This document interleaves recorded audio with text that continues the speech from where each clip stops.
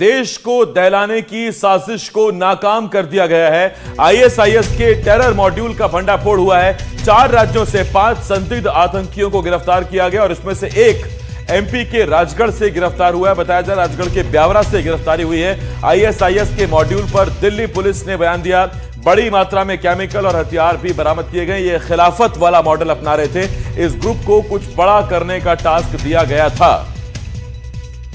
तो ये बड़ी खबर इस वक्त हम आपको बता रहे हैं। देश को दहलाने की साजिश नाकाम हुई है। आईएसआईएस के टेरर मॉड्यूल का भंडाफोड़ हुआ है। आकाश मेरे सहयोगी इस वक्त इस बड़ी खबर पर हमारे साथ जुड़ रहे हैं। आकाश, जो ब्यावरा से राजगढ़ से जिस शख्स की गिरफ्तारी हुई, एमपी पुलिस ने गिरफ्तार किया है, एटीएस ने गिरफ्तार किया है कि दिल्ली पुलिस ने? देखिए, दिल्ली पुलिस ने एटीएस के सहयोग से अलग अलग राज्यों में छापेमार कार्रवाई की है और इसी छापेमारी के दौरान कल एक युवक को जो राजगढ़ से उठाया, पहले उससे पूछताछ की गई। जब पुष्टि हुई तो अब उसके आधिकारिक तौर पर गिरफ्तारी की जानकारी भी दे दी गई है।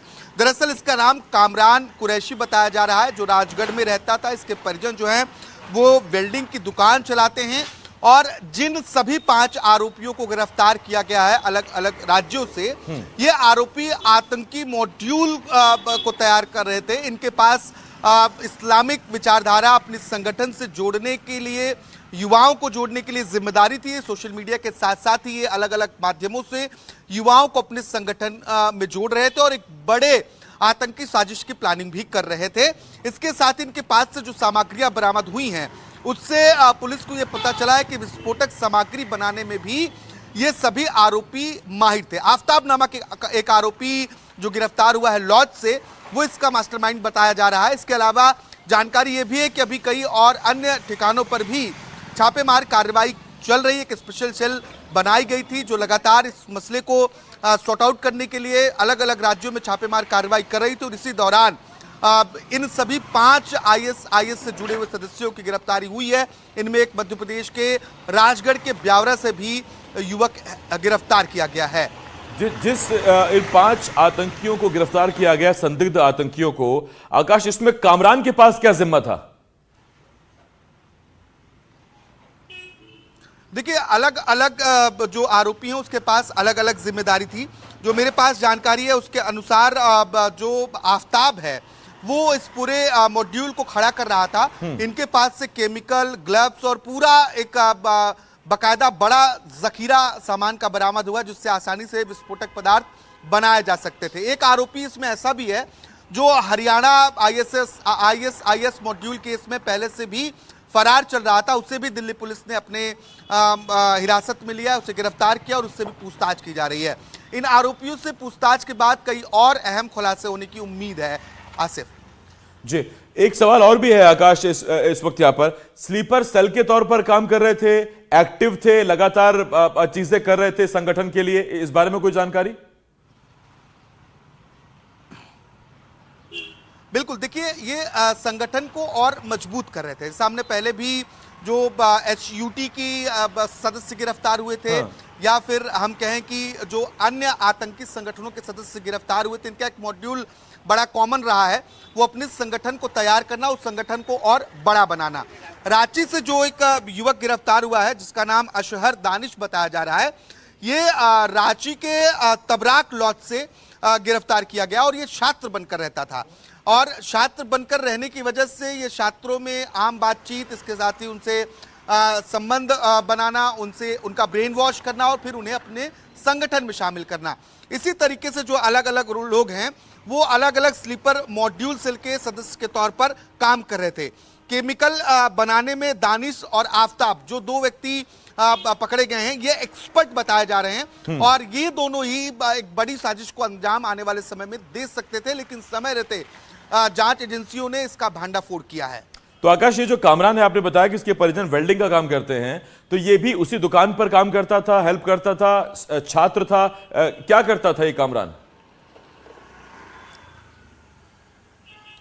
देखिए, अभी कामरान को लेकर बहुत अधिक जानकारी सामने नहीं आई है, लेकिन निश्चित तौर पर ये कुछ लोग जो हैं वो अपनी पहचान छुपा कर रहते थे और जो ब्यावरा से कामरान को गिरफ्तार किया गया, पहले उसे आर्म्स एक्ट से जुड़ा हुआ मामला बताया गया था कि आर्म्स एक्ट के मामले में पुलिस उसे पूछताछ करने के लिए ले जा रही है, लेकिन जैसे जैसे पूछताछ आगे बढ़ती इस मामले में खुलासा होता चला गया। लेकिन ये सामने जरूर आया कि इसके जो परिजन हैं वो वेल्डिंग की दुकान में काम करते थे, वेल्डिंग का काम करते थे, लेकिन कामरान स्पेसिफिकली क्या काम करता था ये अभी विस्तृत तौर पर इसकी जानकारी सामने नहीं आई। आसिफ, आकाश, एमपी इंटेलिजेंस, राजगढ़ पुलिस, इनको भनक थी इस चीज की दिल्ली पुलिस का सहयोग कर रहे थे, या एमपी में इसकी भनक ही नहीं थी और सीधा एटीएस के साथ दिल्ली पुलिस पहुंची और कामरान को उठा लिया गया?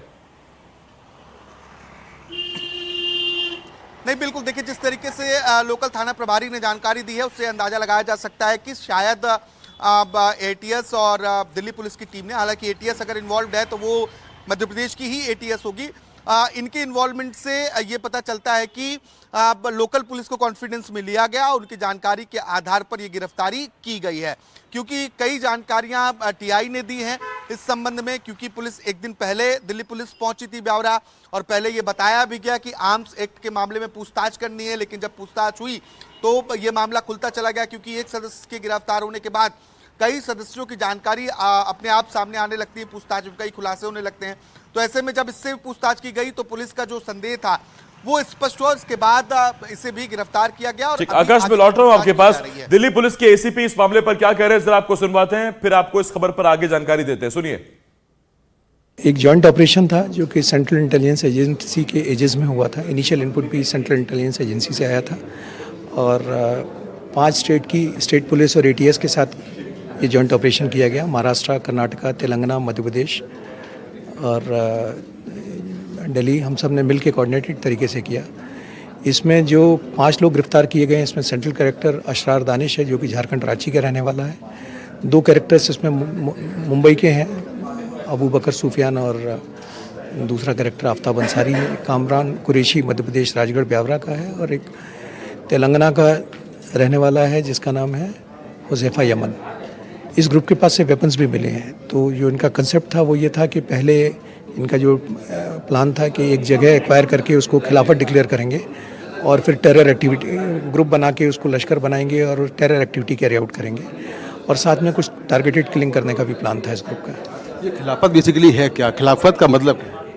देखिए, एक डिस्टॉर्टेड अंडरस्टैंडिंग है रिलीजन की कि किसी एक जगह को, जैसे ISIS ने किया कि एक जगह एक्वायर की और उसको डिक्लेयर कर दिया कि ये यहाँ पे शरिया लागू होगी, और ये वहाँ पे फिर ये समझते हैं कि एक मिसअंडरस्टैंडिंग है इनकी, ये पुअर अंडरस्टैंडिंग है कि इनको एक जस्टिफिकेशन समझते हैं कि मिल जाता है क्राइम करने का या टेररिटी फैलाने का। तो जैसे ISIS ने किया था उसी तर्ज पे ये करना चाह रहे थे। और दानिश अपने आप को मैस्कुरेट करता था जैसे कि ये कोई प्राइवेट कंपनी चला रहा हो, तो इसने अपना नाम जो है, जो अपने ग्रुप था उसमें CEO ऑफ द कंपनी रखता था।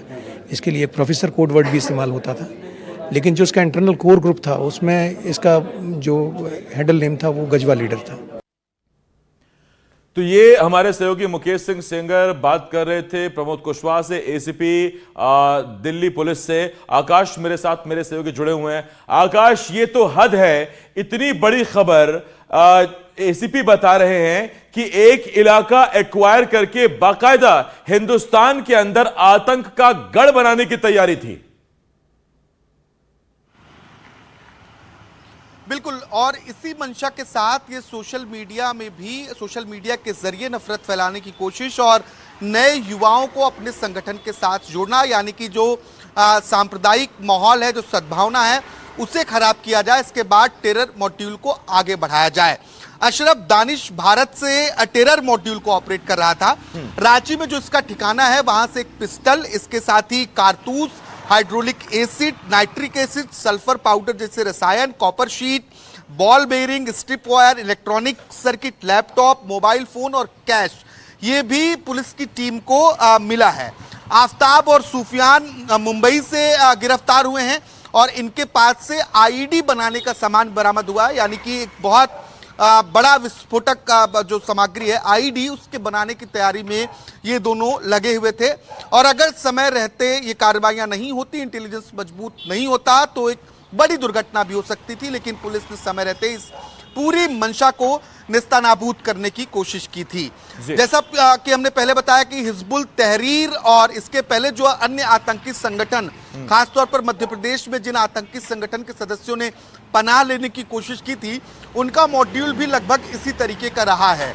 वो कभी जिम संचालक बनकर या कहीं पर ट्यूशन टीचर बनकर बिल्कुल आम व्यक्तियों की तरह आम लोगों से घुल मिलकर वो पहचान अपने छिपाकर जो वो टेरर का पिछली बार भी मॉड्यूल चीजें है, सामने आई हैं, लेकिन सवाल यह है कि क्या हिंदुस्तान के अंदर आतंक का गढ़ केवल 5 लोगों से बनाया जा सकता था, या कुछ और साथी हैं जिनके बारे में अब पूछताछ के जरिए निशानदेही पर उनकी पूछपरख होगी, गिरफ्तारियां होंगी, यह देखना होगा। आकाश, फिलहाल बहुत धन्यवाद आपका, अपडेट आपसे लेते रहेंगे। आकाश मेरे सहयोगी इस बड़ी खबर पर हमारे साथ जुड़े हुए थे। एक छोटे से ब्रेक के लिए मैं रुकना होगा, ब्रेक के उस पार भी तमाम बड़ी खबरें हैं, जल्द लौट रहे हैं, कहीं मत जाइएगा।